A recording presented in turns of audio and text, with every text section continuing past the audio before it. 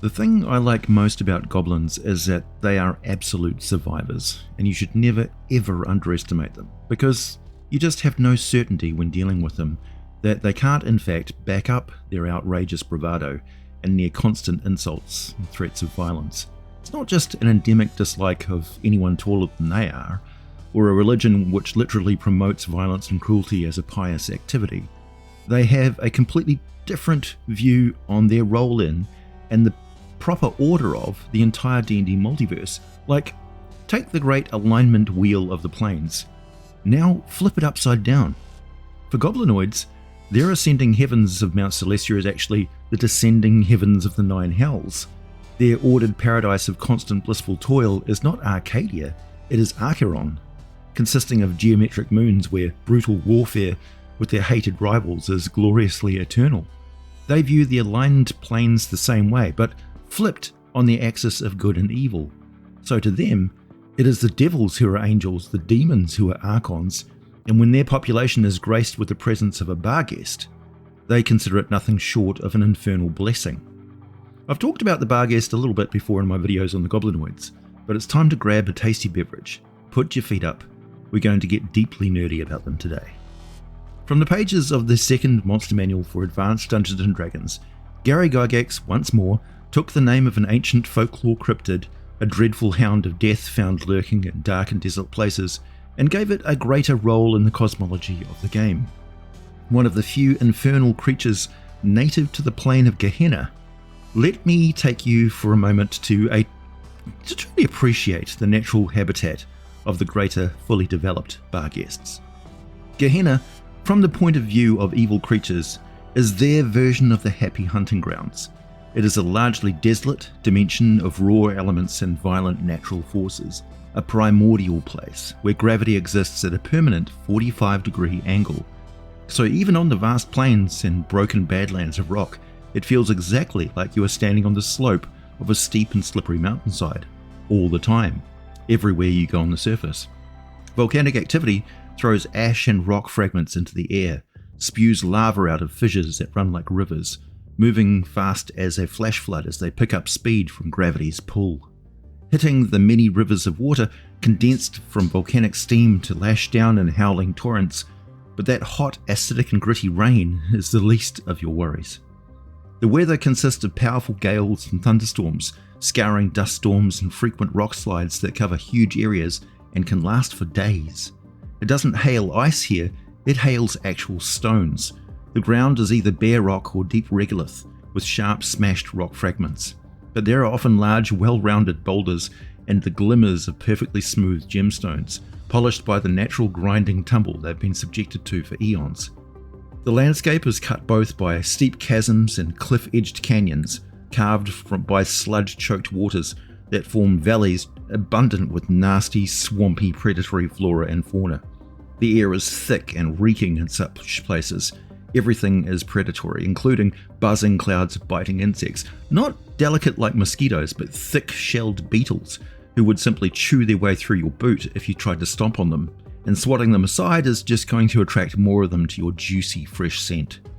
In these places of merciful shelter from the bounding boulders and wind-propelled shards, the dust storms and scalding mists, the Barghests rule among the many insidious and disturbing hordlings from neighbouring Hades, and the many imps and devils from the Nine Hells, often patrolling Gehenna in search of those who somehow escaped their plane, which is not condemned petitioner souls more often than not. No, it's the rank-and-file soldier devils who go AWOL as even their fiendish minds snap from the constant pressure of martial discipline, endless warfare and lack of any seeming personal progress.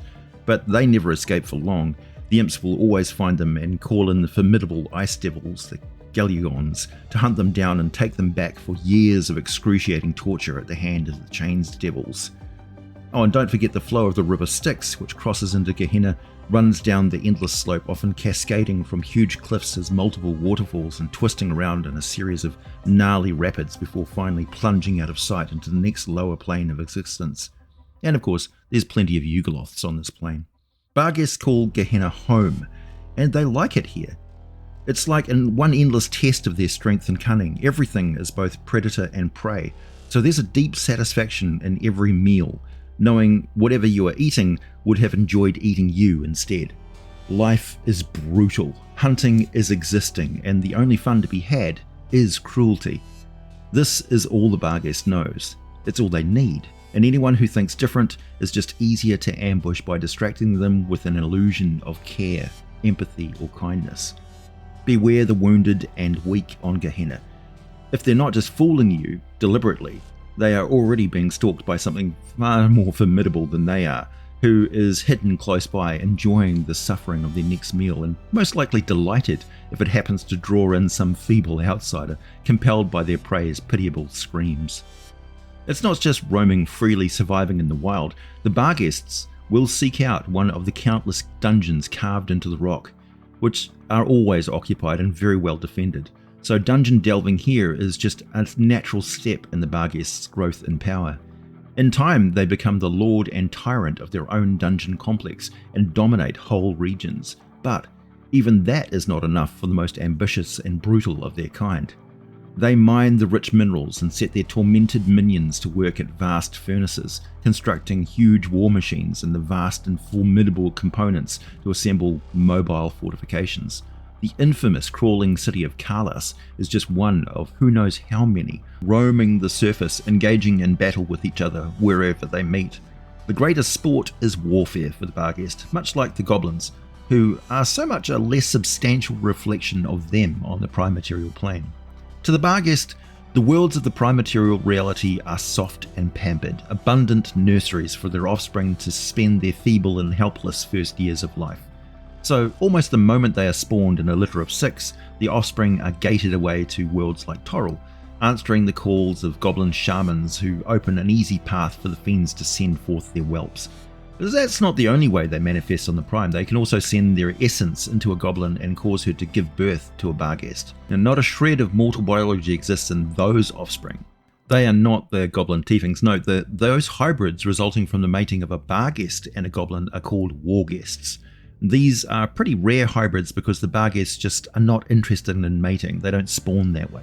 They are technically the species called Deodans, which in a nutshell means they are the native Yugoloth species of Gehenna, but they generally have nothing to do with the Yugoloths.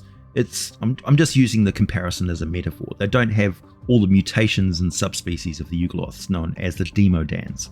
The word Deodan shows up very early on in Dragon Magazine issue 26 in 1979, where the lore for the Barghest is first shown. The lore is pretty much exactly the same in the Monster Manual 2 and has remained constant for the last 5 decades. A fully developed Barghest tyrant will spawn a batch of 6 whelps and send them to the prime material plane. They will usually show up in a tribe of goblins, bugbears, hobgoblins, or even Norkers, and grow rapidly to be the largest goblins in that tribe.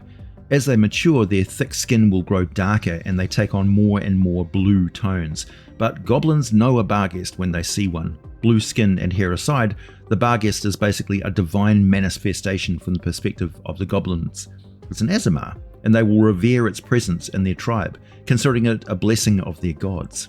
Contrary to some reports, the whelps look very much like goblins in their natural form, though they are larger and far stronger, cunning, and have eyes that glow yellow when they are excited. Barghests are innate shapeshifters though, and can manifest a number of spell-like effects, turning into either a hybrid form of a wolf and goblin, or fully into a monstrously large wolf, hunting dog, or warg. Only takes a few moments for them. They can also alter their goblin form to look like just about any other humanoid type. Some are good enough to use this as a mimic for specific people. There is a good example of this from the legendary life and times of the Drow Ranger named Dris Duerden. You may have heard of him. In the year 1341 Dale Reckoning, a Barghest named Ulgalu laired near the city of Mirabar. As is typical for these cunning fiends, he and his brother Kempfana took over the lair of another monster. In this case, it was the hill giant named Lagerbottoms, and used a bunch of minions to do their dirty work for them. They were gnoll minions, a pack of gnolls, and a quickling. The Barghests sent their main force of gnolls to capture the human father and eldest son from the Thistledown farm nearby, but the gnolls all got slaughtered by Drist, who had just come up from the Underdark. So the Barghests got the quickling to steal one of the Drow Ranger's scimitars and shapeshifted himself to look just like the Drow, went and murdered the family, leaving behind the Drow's broken blade, and devoured the eldest daughter, planting false evidence that pointed the blame at Drizzt. Although Ulgalu was close to having enough power to return to Gehenna after that, Drizzt hunted him down and killed him, his brother, and the remaining minions in the cave shortly thereafter. It does give a very good example of how the Barghests operate though. Like the Hobgoblin, they are tactical and use whatever resources are at hand to complete their goals. They are single-minded and brutal, with a natural drive to dominate other creatures and get them to perform risky or menial tasks for them. Like bugbears, they are natural ambush predators who rely on their size and physical power to overcome their victims. They will always retreat in the face of uncertain odds and plan their next ambush carefully. They typically only make use of weapons that can do more damage than their own physical claw and bite attacks, which means they will use any magic item, but otherwise go with tooth and claw. They are naturally immune to non-magical weapon attacks, though I would suggest hitting them with some sort of a siege weapon or a ballista bolt or catapult missile will take them out of action, if not kill them outright. Also, they have a special weakness to damage from fire, but more on that in a second. Normally, in their natural form, as mentioned when whelps, is that of large goblins, but they combine the best qualities of all the goblin subraces, including the power to cast illusions and mind-controlling magics of the blue cobbler goblins.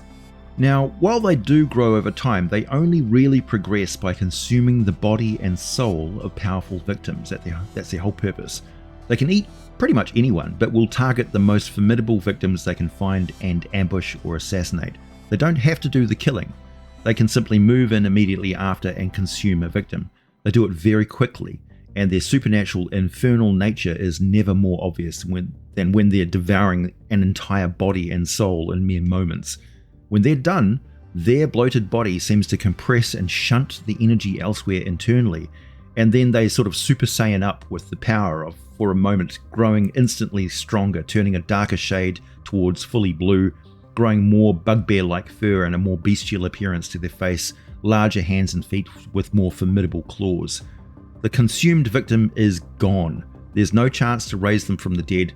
They can't even be resurrected or reincarnated. Their soul has been consumed. Maybe a wish spell if you must, but it's supposed to be one of those few scary permanent deaths that exist in the game. Don't rob the Barghest of this iconic power. They are nasty and should be feared a bit by players. They are boss monsters, particularly when they come skulking in out of the shadows and consume the body of a downed ally, and there's nothing you can do about it. So, what is with the fire damage thing? Well, normally they're completely immune to fire.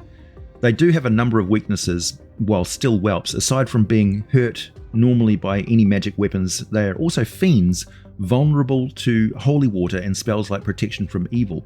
They may even be turned by clerics when they are very young and relatively puny, but fire damage has a remarkable effect upon them. Barghests, in their wolf form, fully caught within infernos larger than their bodies, either 10 feet tall or wide, can sometimes be forced to immediately return to the plane of Gehenna. They could attempt to resist the draw of their home plane and normally could not be banished by explosions, fireballs, or blast of dragonfire, but it seems like their innate power to plane shift can accidentally be triggered before they master its use by growing large and powerful enough to just use it at will.